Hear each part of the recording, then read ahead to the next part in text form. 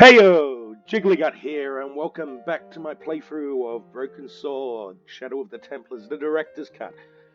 Last episode, we followed up on a couple of leads and got a few more solid leads, leading us to the Hotel Ubu, where we've now found out that Monsieur Khan also goes by Monsieur Merlin. We've been trying to get into his room, but we have had not much luck. And outside the front doors of the Hotel Ubu are two gangsters looking and waiting for something. Now, without further ado, let us continue on.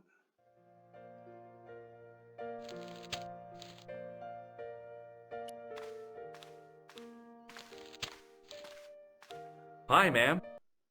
Hello, George. What can I do for you now? Did I show you this photograph? Yes, darling. Would you distract the clerk while I borrow a key?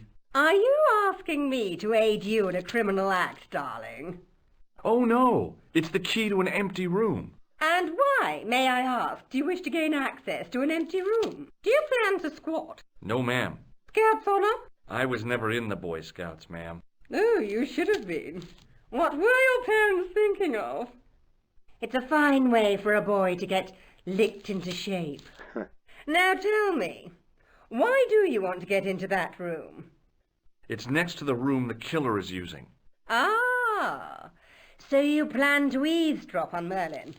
I was hoping there might be a connecting door. Well, how can I refuse? I shouldn't think my feminine charms would be much use in this case, but a good dose of English arrogance might do the trick.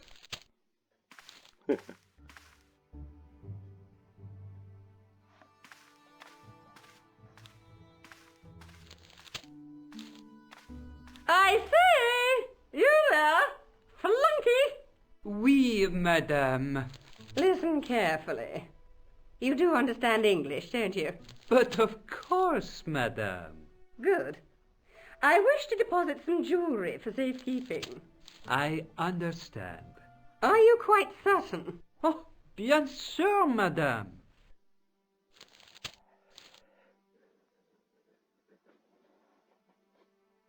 Fantastic. Over to you, my dear.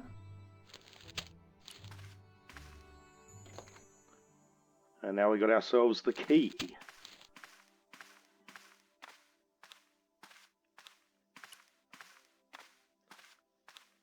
Fantastic. Hi, ma'am. Hello, George. What can I do for you now? Did I show you this? Yes, This is the key to room 21. that's next to the room taken by that rotten Merlin, isn't it? Yes, and it's vacant. Really? How convenient. Maybe it was my imagination, but I had an uncomfortable feeling about this situation. Yeah.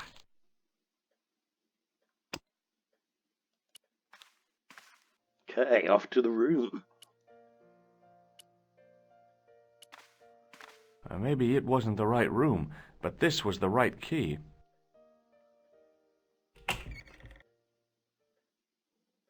It was a massive mahogany wardrobe.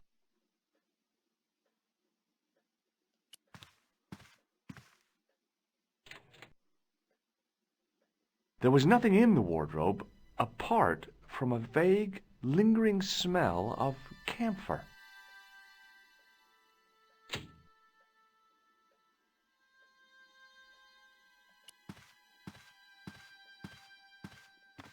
Camphor.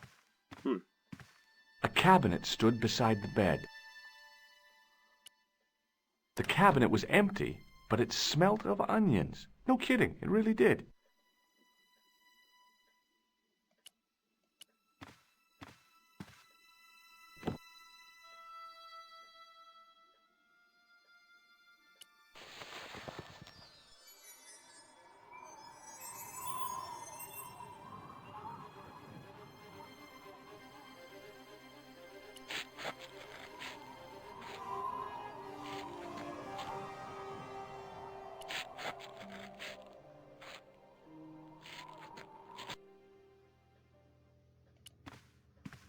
The cabinet had no drawers, just a single door.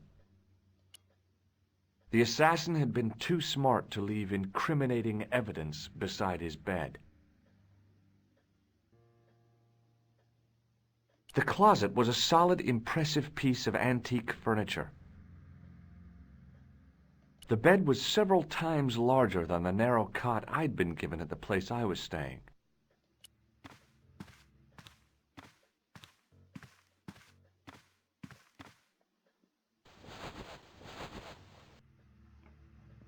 The bed was freshly made, and the crisp white sheets told me nothing about the killer's habits.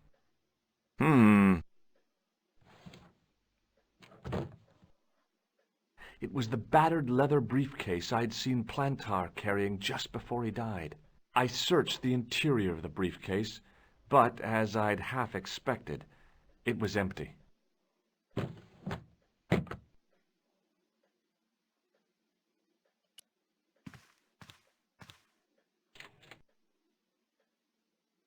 The closet was a solid, impressive piece of antique furniture. No, no, no, no. No. Open it up. The closet was a solid, impressive piece of... Oh, come on, dude. The closet was a solid... Ah!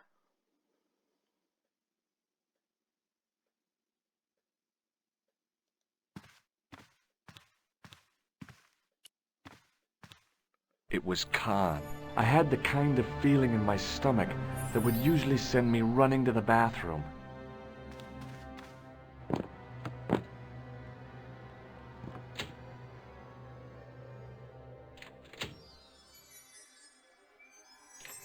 As Khan opened the wardrobe, I was sure I was dead.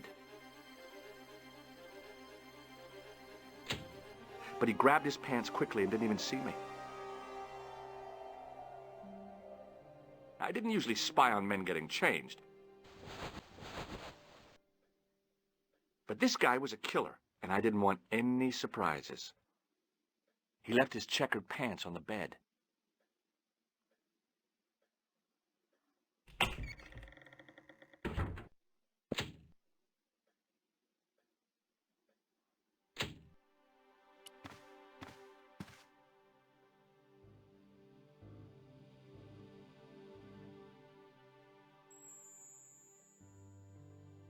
There was no bulge in the pocket.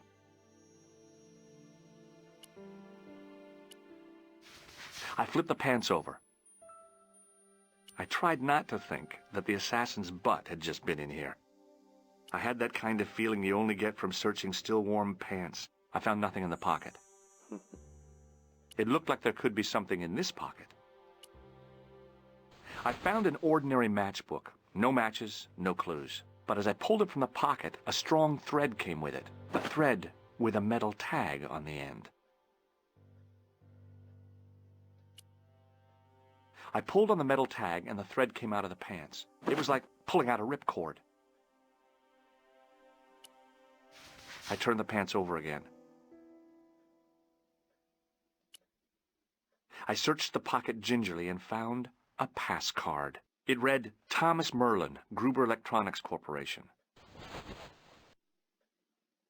There was nothing in the pocket. The pocket was empty.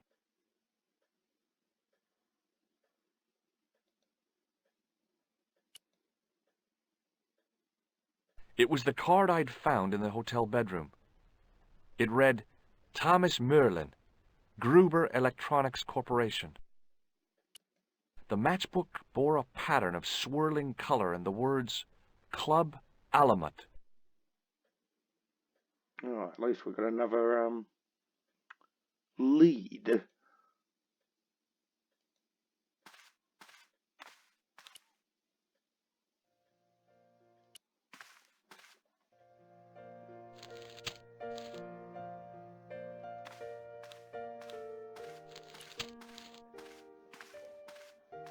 Hi, ma'am. Hello, George, what can I do for you now? I found this matchbook in Merlin's bedroom. It came from the Club Alamut. It might be useful to find out if that club is in Paris, George. I found this pass in Merlin's room. So, that deceitful little man is passing himself off as an electrician, is he? Uh-huh. This guy probably has a million faces.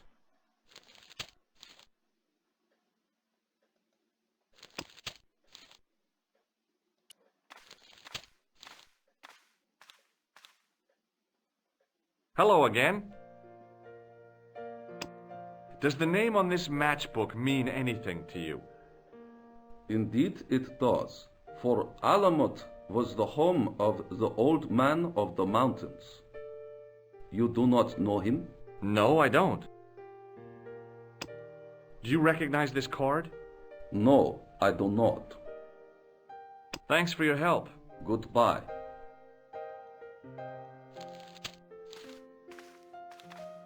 So now that we've got some ID, we can use it on the clerk here What to now, monsieur? gain access to Merlin's, aka Khan's, safe. Does this pass mean anything to you? That is Monsieur Merlin's property. That's right. Merlin the murderer. I want to see what he's left in your safe. Impossible. I cannot betray his confidence, no matter what you say he's done. You're making a big mistake. Maybe. I can live with that. A murderer? Are you sure? Positive. Does this matchbook mean anything to you? No, monsieur. Do you recognize this key? That is the property of the Hotel Ubu. Correct. May I ask how it found its way from the little hook to your pocket? Would you believe it was put there by a poltergeist? No, monsieur. The hotel is regularly serviced by an exorcist. If we had a ghost, Father Fécond would have flushed it out. I suppose you want the key back. Not especiellement. The room is vacant. Since you are so determined to conduct your little investigation, I won't stop you. Very little backbone. But we still can't access the safe. We're going to need some help here. Hi, ma'am. Hello, George. What can I do for you now? I showed the pass to the clerk, hoping he'd give me Merlin's papers, but he wouldn't buy it. He's too scared. I'll give him something to be scared of. Follow me, George. Tally ho!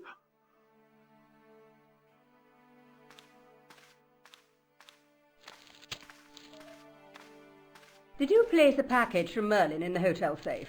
I did, madame. And did my friend here show you Merlin's identification? Indeed he did, but What's the problem? he isn't Merlin. A mere academic detail. Give him the package. But that is against the law.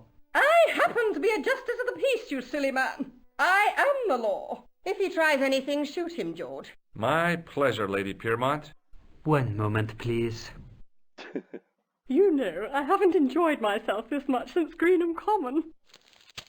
I don't know what I would have done without you, Lady Piermont. Voilà, monsieur. Le manuscrit de Monsieur Merlin. Thanks. How satisfying. An Anglo-American alliance that actually worked. The clerk had given me a tightly rolled sheet of parchment. I decided not to unroll it until I was safely back in Nico's apartment.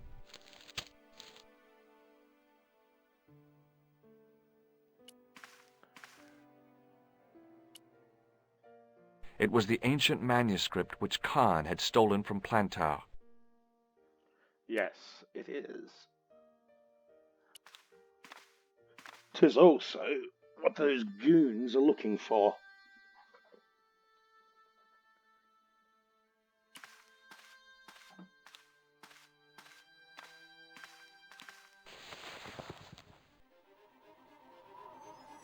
The cobbles of the alleyway looked very distant and very hard.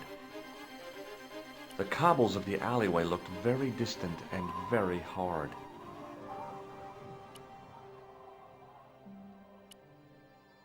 Which is why we're going to drop the paper I knew there. this was no way to treat an ancient manuscript, but I couldn't let it fall into the hands of the goons waiting outside.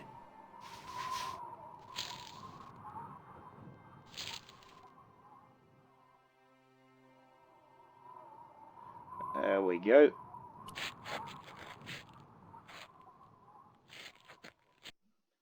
Lovely. So now we can leave without the goons shaking us down. And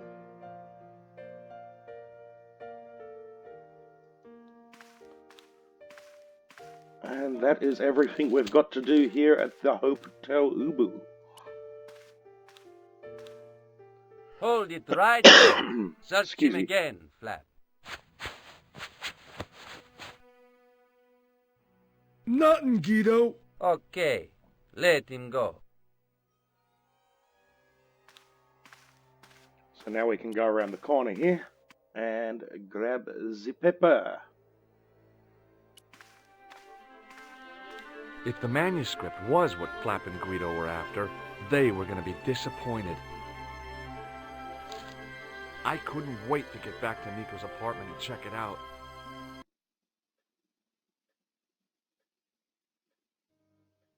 Hi, how are you? Oh, hi. Come in, Josh. Really, I should have showed the death scene, but yeah. There's another chance to show the same death scene involving Guido and Flap a little later. So I might do that on purpose. I found this matchbook in the killer's hotel room. It's from the Club Alamut. Never heard of it. Is there anything written inside it? No, what were you expecting? If this was a movie, there'd be a clue. A name or an address. That's no use. There aren't even any matches in it. Oh well, I'll keep it as a souvenir. I found this in the killer's room. What is it? A credit card? ID, Thomas Merlin, of the Gruber Electronics Corporation. Never heard of him or the company. Well, if I were to fancy a guess here, I'd say he was working for Hans Gruber, and he sort of got separated and didn't make it to the first Die Hard movie. But, yeah. What are you doing to help trace the killer clown? Research, George. Yeah? You have a copy of the clown's yearbook? I have a telephone and lots of contacts. Oh, well, did you find anything useful? Not yet. I'm employing my first and most useful weapon. What's that? Patience. Oh, I've heard of that. Isn't it a substitute for decisive thinking? Do you have a boyfriend? Not anymore. There was someone. A guy in my final year, but it didn't work out. Neither did my degree. I'm sorry. I'm not. Tell me more about your family. When I was a little girl, I used to spend the winter with my grandfather and grandma. They were the best times, warm and safe in their tiny cottage. My grandfather rolled cigarettes while grandma made hot chocolate and cakes. One day, he stopped his scrolling. He put the lid back on his tobacco jar and took me in his arms. I laughed and wriggled, but he hushed me to be silent. With his unshaven chin all scratchy in my ear, he told me his secret. What did he say? He said, I don't smoke, but she likes to think I do. What a weird old man. Don't call my grandfather weird. He was the nicest guy ever. I wish I was back in that cottage instead of this crummy apartment in this noisy city. You're just not going to believe what I've found. It's not another part of the clown's costume, is it? It's a medieval manuscript. Khan left it in the safe at the Ubu. It's incredible. Is this what he took from Plantark? It could be, which means it's worth enough to kill for. Look there, two guys on the same horse. Oh, yeah. Maybe they couldn't afford one each. What of it? Have you ever heard of the Knights Templar? Their official seal was an image of two knights sharing a horse.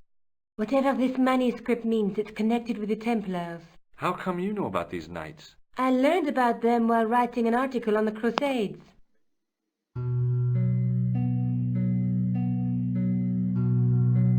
This guy, named Hughes de Payen, arrived one day at the court of King of Jerusalem. He offered to protect the Christian pilgrims from the displaced Muslim armies. The king would be able to guarantee safe transit to Christians in the Holy Land. Safer journeys meant more pilgrims, and pilgrims meant trade and wealth. The Templars proved invaluable to the king as a mercenary army. It was said that they never asked how many the enemy numbered, just where they were. And as the years went by, the Templars grew in wealth and numbers. They were so rich, even kings came to them for loans. But at the height of their power, they fell foul of the King of France. He rounded them up and turned them over to the Inquisition. Thousands of Templars were subject to torture and confessed to heresy. Of course, at the hands of the Inquisition, there wasn't much they wouldn't confess to. The last Grand Master Jacques de Molay was burned alive. Jeez.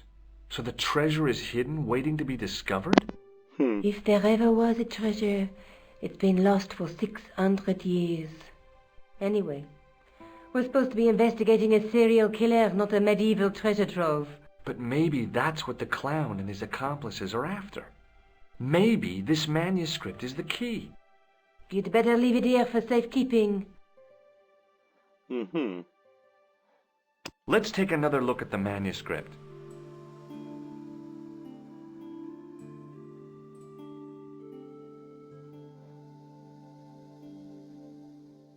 There's a guy with a sword and a bull. The only mythological bull I know of is the Minotaur, but he was only half bull. I don't think I'd like to be half a bull, even if it was the bottom half. What's that object between them? It looks like a gem on top of a tripod.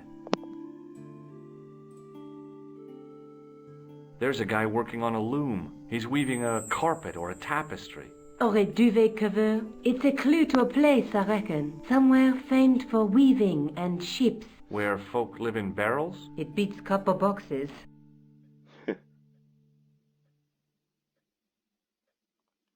Look there, two guys on the same horse. A knight with a crystal ball. Now, there's something written on the scroll beside the knight. Yes, but it's written in Latin. Per disciplinam mea lux videbis. By my teachings, you will see the light. You speak Latin? Where did you learn a trick like that? A trick? I studied law, okay? I can read Latin. My, you're touchy. Tell me that again. There's a woman looking at her reflection in a mirror, but the reflection has 3 hideous faces. She reminds me of the wicked queen in Snow White. She was the one who said, "Mirror, mirror on the wall," wasn't she? She made me cry so much when I was a kid. Mom carried me out of the movie theater. She didn't frighten me in the least. Like I said, I was only a kid. I didn't like the crocodile in Peter Pan either. Let's face it, we need help, George. Someone who knows about these things. Who do you suggest? Indiana Jones? I know a guy who specializes in medieval studies. His name is Lobino. Huh. Some stuffy old fossil who gets horny over ancient relics, I suppose. Far from it. Andre isn't the stereotypical professor you have in mind. Where can I find this Lobino guy? At the Krone Museum. I'll give you the address. Okie dokie, fantastic. Are you sure you've never heard of Thomas Merlin? Positive. Let's take another look. I don't know why we're looking at the manuscript again. A knight with a knight through my teeth. Okay, let's go back.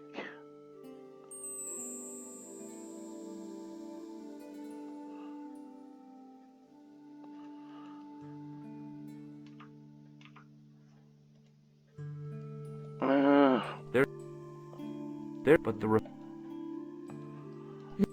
Take a quick look at that. There we go. I have to go. Okay.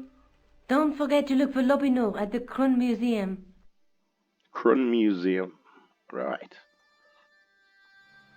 So let's talk to the old wench again. Oh, hi. Hello, my handsome friend. Does this matchbook mean anything to you? No, but I can tell you one thing. There's no such place as the Club à la Moute in Paris. Can you tell me anything about this security pass? I can tell it doesn't belong to you. How come? Give me some credit.